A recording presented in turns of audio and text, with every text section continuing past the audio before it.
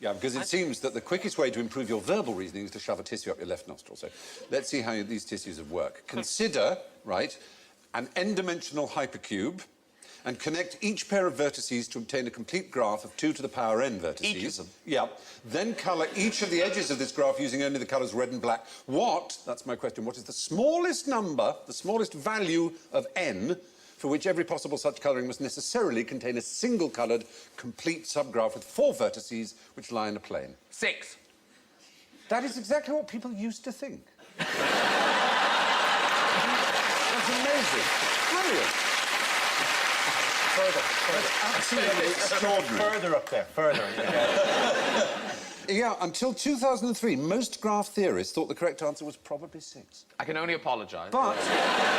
Coming in here with your old graph theory knowledge, how dare you? It's so difficult, isn't it, when you've got a busy showbiz lifestyle like yours to keep up with the graph theory? Yeah. Probably only 8 or 9 hours a day you're devoting to it now. Yeah. Well, I have to say, I've got Graham's number. 6. Have you got Graham's number? No. That sort of relationship. You've not got that sort of relationship. There is such a thing, which is relevant to this, as Graham's number. But it's bigger than 6. Of course it is. It is really big. Try and think of a really, really big number. 17. It's... Do you know what? It's even bigger than that. This number... All right, now get hold of this idea. This number is so big that all the material in the universe, right, couldn't make enough ink to write it out. It's called Graham's number, named after a fellow called Ronald Graham. And weirdly enough, scientists know that it ends in a 7. Which is really strange. How would it end in a 7? Could you just send that into an 8 and then it's a bigger number? It didn't say it was the biggest number ever. It's just this is Graham's number, which is huge. You could have other Graham's number. You could have Norton's number. Graham Norton. I made it an 8 at the end. But you can remove your tissues, incidentally. No. I think I'll miss it now. Oh, will you? OK. Keep it. I'm worried about what might come out when I pull it. The fact is, this problem is a graph problem, it seems. Imagine a cube with lots of different dimensions, where each corner of the shape is connected with red or black lines to every other. What is the fewest number of dimensions so that you must end up with at least one single-coloured square with the same coloured diagonals? Until 2003, they thought it was 6. Now it's been shown that it must be at least 11. The answer may well now be 12, but it's somewhere between 11 and Graham's number, that enormous number. Which is... It's quite a lot of room for error, isn't it? Yeah, that's not really an answer, is it? The greatest mathematical minds in the world just don't know what the answer is. It seems... I don't understand the question. Neither do I. Neither do I. I imagine they don't either, to be honest. And they're really hoping nobody... What they do know is it ends in a 7. Well, Graham. Come with me, Daniel Radcliffe. Oh, I say. This did seem like a good idea. So, right. If you want to kneel down there. Right. There now. OK. This feels very wrong, doesn't it?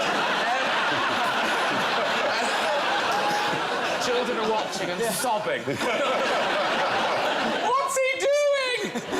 They're crying. He found Dorothy, now he's killing Harry Potter.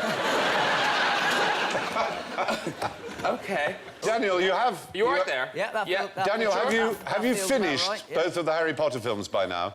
It'll be fine. It'll be fine. It'll be fine. It'll be fine. They can usually finish them without you. I'm so bad at this, I was about to lean through. That's not... You all right, though? You comfortable? Oh, yes, it's lovely. Thank you. OK, nothing can go wrong. Wouldn't it be awful if you... No, because you know what I mean? We had the stuff about the bullets, and suddenly there'll be some story about... And then Graham got distracted by a bright light, and then... I don't know. Oh, he's dead. I know. Have I done... I think I've done it all right. You live on in films forever. Drum roll. OK, here we go. So, 3, 2...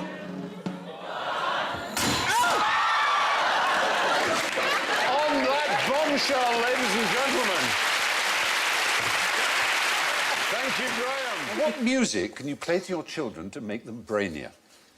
I'm not going to be lured into saying any of the major classical composers, because that's what's sold to the parents of small children, that if you play them Mozart or Beethoven or Bach or something, you will make them smarter. Yeah. Because you're absolutely right. We obviously hoped, because we had a little forfeit lurking behind the screen that said Mozart, because people seem to have it in their heads that they read somewhere once in some newspaper that Apparently, there's little Mozart. That God, Mozart... you could slap him, couldn't you? Oh, Spoiled little brat. He was on the tour. He was touring there in He Europe was at that working. age. He was a He was hard dragging his worker. arse. He was doing the clubs, basically, albeit they were the clubs run by the crowned heads of Europe. Yes, the Bourbon Club and the Hohenzollern Club. Yes, the fact is there is no evidence at all for the idea that playing Mozart to a baby makes I them thought you were supposed to more play intelligent. natural sounds because the noises of contemporary life are extremely destructive and create behavioural difficulties. So that's why you mustn't have the television on until they're 4 or something like that.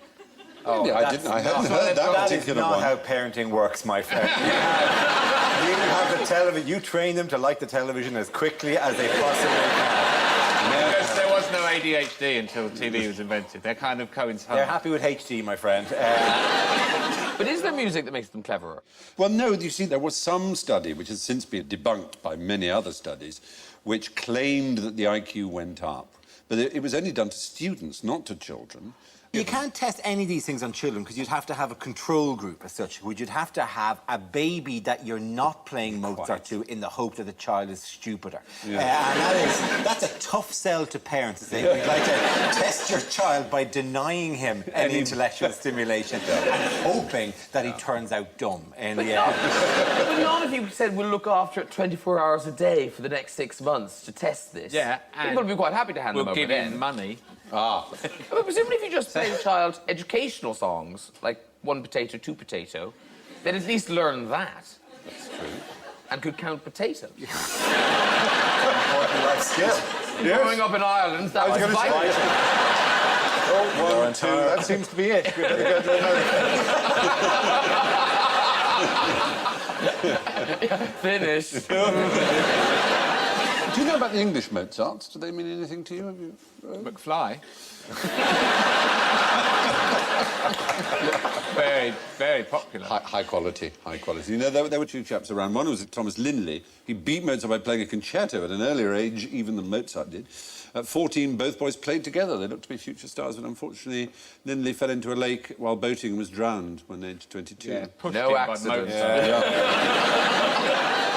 Also, because there were no recordings. It's all very impressive to say you played a concerto age, whatever. It might have been rubbish. Do you know what I mean? It's just like... No, people travelled and they were the sensation of the age. The other one was Samuel Wesley, but most of his genius was suppressed when he banged his head and suffered from mild brain damage for the rest of his life. Tripped by Mozart. Yeah, I was going to say, there seems to be a pattern emerging. Now, we have a very difficult first question, so I'm going to give you a bit of help. What I'd like you to do, you should have a bit of tissue somewhere near you. Can't see anything. No, what do you... Have you got tissues anywhere? Yeah. I want you to stick a piece of tissue up your left nostril. Right. Like as if you had a nosebleed or something. This is weird, OK? Left nostril, very good. You've all passed that test, well, 2 of you have. I'm going for real penetration. Yes. I can feel that there. Whoa! It came out your ear, that would be a worry. All right, now say something intelligent.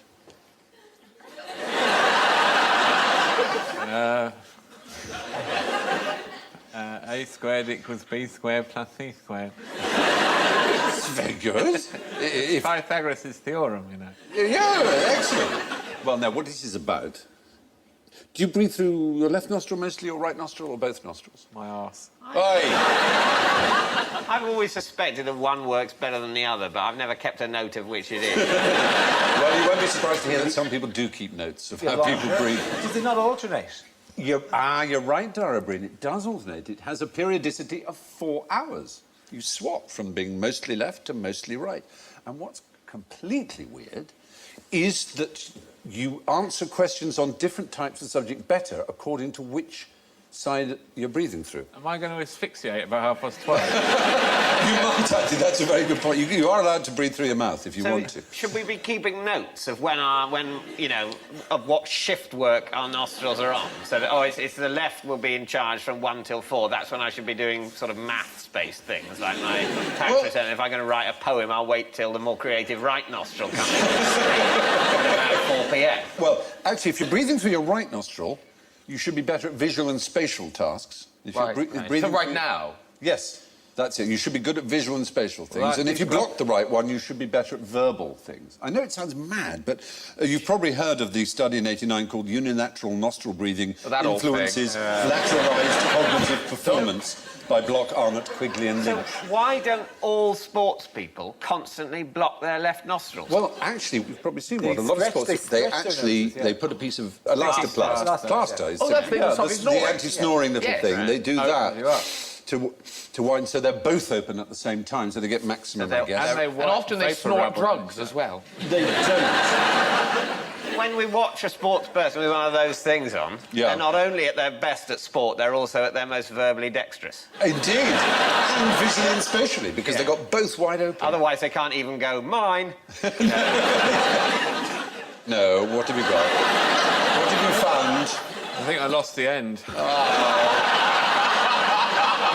Oh, dear. It'll reappear, won't it? Here, somewhere. Eventually. Yeah. You'll cry it out at some point. Are these going on eBay? They could do. You want to sign it? All right. Yeah, go on.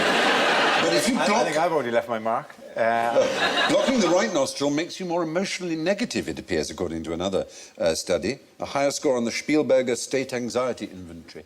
So if you wish to feel slightly more cheerful, don't block the right nostril. So that's why now... Now you're quite Yes, calm. yes. You're quite bouncy and happy, aren't you? No, no. You see, you block the right nostril. It's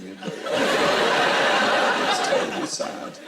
I'm horrible. Which of these would you rather have on your Quidditch team? A Muggle, Hagrid, or Dumbledore? Is it the one that looks like Julius Caesar who's about to be sick in a bucket? I don't know which one that is. On the left. Oh, see, yes, it does. I think that's Dudley, is it? Yeah. The point is, in a lot of J.K. Rowling's work, the words are real, and Dumbledore is a real English word, as is Hagrid, as is Muggle. And I want you to tell me what they really mean. Dumbledore's going to be some sort of a term for a village idiot, I think. Well, funnily enough, yes, it became that. In Thomas Hardy's Under the Greenwood Tree, it means a slow simpleton. It's used as a bit of a Dumbledore, but actually it has an original earlier meaning, yeah? Is there not a Hagrid reference in one of the Thomas Hardy books? There may well be. I don't know, one of the Thomas Hardy books. I don't know which I've one. read, I mean, I've I'm seen... sure there is, I'm It's sure the I longer remember. form, Hagridden, I've seen many times, but start with... Monster-like. Start with Muggle. Do you know where the word Muggle might first have been Sounds used? like some sort of woodland creature or something furry. Actually, it's an American Jazz Age word. It's a drug. It's a marijuana. Marijuana is the right answer. Muggle was a word for marijuana, for cannabis, and indeed more particularly for people who smoked it. They were muggles. People who Really? smoked marijuana were called Yeah. muggles. That's hilarious. But what's the next word, then? We've got Hagrid, Hagrid. which is used in Thomas Hardy, you're right, in the Mayor I've of seen it as a Casterbridge. longer form, Hagridden. Yes, Hagridden. Very good. Try that. Clever of you. It means... Hagridden. It means a bony old horse. It's a mare. It's a nightmare. Yes. It's a nightmare involving a horse. No. Was there something to do with somebody chasing through? If you had bad dreams, you were said to be hag-ridden. Oh, that's great, That your isn't it? wich had come to you in the night. You were hag-ridden. That's fantastic. Yeah, to be Hagrid. Is that a drunk person not finding the toilet? Well, it's a... since records began... That's horrible. When people sleep... They'll feel terrible when they wake up. That's a relationship that's not going to survive, isn't it? When people sleep badly these days, they think they've been probed by aliens, but before the idea of aliens came, it was goblins and witches and demons and hags. And that's what Hagridden means. What's the horse doing? That's the nightmare. He's operating the video. Very good. With his big hooves. So that leaves us with Dumbledore, which, as you say, has been used to mean a slight simpleton. There's the great Gambon. But it had an earlier meaning, and the first half of it... Dumble. Dumble. Is it to- Think of a rhyming word for Dumble. Jumble. Mumble, mumble, crumble. Mumble. Not mumble. Mumble. Bumble. Yes. Bumblebee. It's a type Yes, of bee. it is a bumblebee. I've redeemed myself. Yeah, there were different ways of saying it. A door means a humming insect in Old English. So a Dumbledore was a bumblebee. That's great. That's what the word means. It's rather nice. That's great. Isn't it? Yeah. Pleasing. Can't believe I didn't know it. Yeah. I'm really annoyed. There you Well, I missed out on more precious points.